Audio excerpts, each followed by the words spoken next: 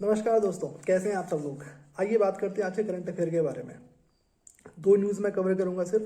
पहली चीज़ गरबा से संबंधित जो है, दूसरी चीज़ रेवंत रेड्डी तेलंगाना के सीएम बने, इससे संबंधित कितनी सीट मिली, कितने वोटों से कौन जीता, ये हमारे एग्जाम के लिए इंपॉर्टेंट नहीं होता है, इस बारे में हम बात नहीं करेंगे। पहली खबर को हम कवर करते हैं। यूनेस्को ने इंटेंजिबल हेरिटेज साइट में गरबा को रिकॉग्नाइज किया। 15 नंबर की इंटेंजिबल हेरिटेज साइट का दर्जा इसे मिल चुका है। इंटेंजिबल हेरिटेज साइट और यूनेस्को, दो वर्ड्स यहाँ पे आए हैं। इंटेंजिबल हेरिटेज साइट क्या होता है? एक होता है टेंजिबल, एक होता है इंटेंजिबल। टेंजिबल मतलब सपोज ये है, मैं इसको छू सकता हूँ, इसको महसूस कर सकता हूँ, फिजिकली ये प्रेजेंट है मेरे सामने। दूसरी चीज़ होती है इंटेंजिबल हेरिटेज साइट। सपोज मैंने कहा मैं आपसे बहुत प्यार करता हूँ, मैं आपसे बहुत प्यार करता हूँ।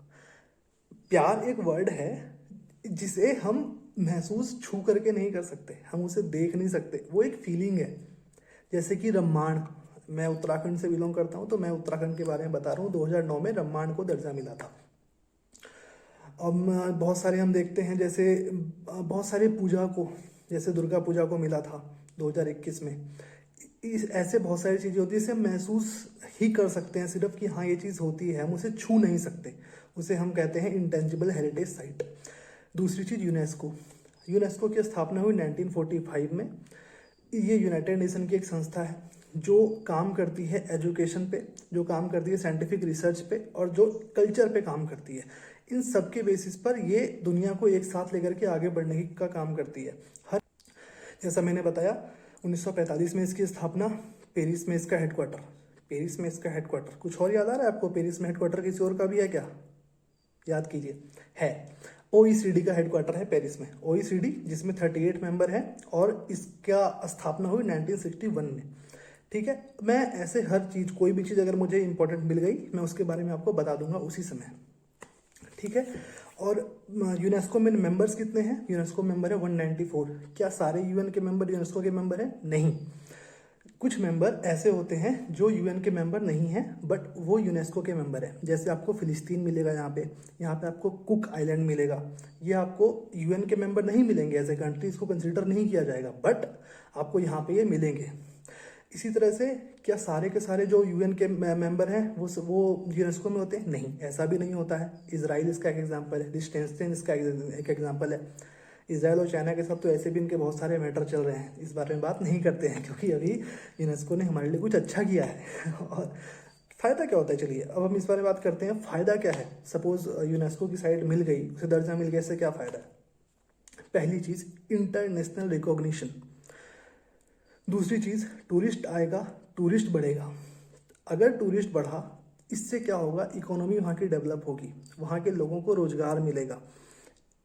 मतलब मोटा मोटा देखा जाए ना तो फायदा टोटली इससे इकोनॉमी को ही होता है।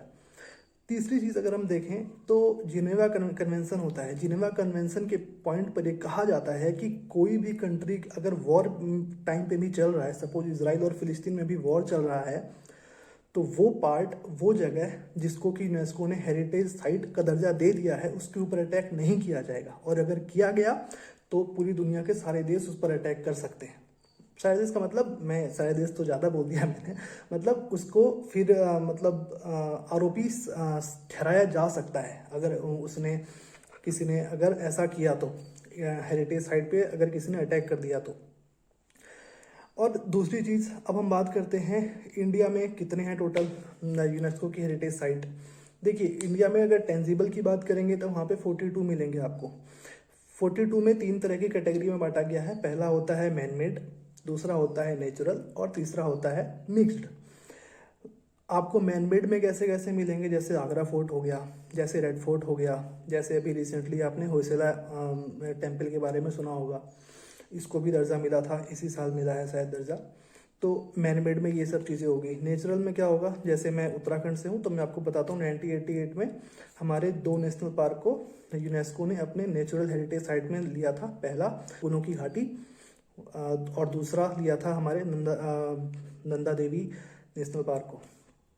तो ये दो जगह हैं जिसे उत्तराखंड से दर्जा मिला। आपके यहाँ से किसे दर्जा मिला है ये आप कमेंट करके मुझे बताइएगा, क्योंकि आप सबको एटलीस्ट अपने यहाँ का पता होना चाहिए कि वो कौन सी चीज़ आपके यहाँ से वहाँ पे गई हुई है इंटेंजिबल या टेंजिबल हेरिटेज साइट में। तीसरी चीज़ होता है मिक्स्ड में एक सिक्किम की एक जगह है जिसका नाम मैं नहीं बोल पाता हूँ, मैं बहुत दिनों से कोशिश करता हूँ फिर भी नहीं बोल पाता हूँ, थोड़ा टफ है बोलना। तो ये 3 चीज़ें हैं। और रिसेंट में किस किस को दर्जा मिला, 2016 में इंटेंजिबल हेरिटेज साइट की बात कर रहा हूँ मैं, 2016 में योगा को दर्जा मिला, 2017 में कुंभ मेला को दर्जा मिला, 2021 में दुर्गा पूजा को दर्जा मिला और 2023 में गरबा को दर्जा मिला। ये थे आपके गरबा के बारे में हमने एनालिसिस किया। दूसरा, रेवंत रेड्डी साहब तेलंगाना के सीएम बने, तेलंगाना के सेकंड सीएम बने। तेलंगाना, पहला वर्ड ये है यहाँ पे तेलंगाना। एक एक्ट था 2014 में जिसे state reorganisation act of Andhra Pradesh कहते हैं, जिसे तेलंगाना एक्ट के नाम से भी जाना जाता है। इसके बेसिस पर 2 जून 2014 को तेलंगाना का फॉर्मेशन हुआ। इसके पहले सीएम बने केसीआर, जो बीआरएस पार्टी से बिलोंग करते हैं। बीआरएस का नाम शायद लास्ट ईयर ही टीआरएस से बीआरएस हुआ, उन्हें नेशनल पॉलिटिक्स में जाना था, इसीलिए उन्होंने अपनी पार्टी का नाम लास्ट ईयर चेंज किया था। ये सेकेंड सीएम बने और इन्हें शपथ दिलाई टी सौंदरराजन ने। टी सौंदरराजन जो वहाँ की राज्यपाल है। इसका मतलब है कि सीएम को शपथ दिलाता है राज्यपाल, ठीक, सीएम को शपथ दिलाया राज्यपाल ने और उन्होंने अपने साथ 12 मंत्रियों को शपथ दिलवाया। मैं एक बात सोचता था, पहले मैं सोचता था ये बात, शायद आपके दिमाग में भी होती होगी, इतने सारे आपके विधायक जीते, सबको बना दो ना मंत्री, इतने कम लोगों को क्यों बनाते हो। फिर मुझे पता चला कि 91st कॉन्स्टिट्यूशनल अमेंडमेंट एक्ट 2003 के बेसिस पर ये कहा जाता है कि किसी भी असेंबली में 15% से ज़्यादा आप मंत्री नहीं बना सकते हो। ऐसा क्यों किया गया होगा आप समझ सकते हैं, हमारे देश में वीआईपी कल्चर बहुत ज़्यादा है, इस पे थोड़ा लगाम लगाने के लिए। नहीं तो हर आदमी जैसा मैंने सोचा वैसा हर कोई सोच सकता था।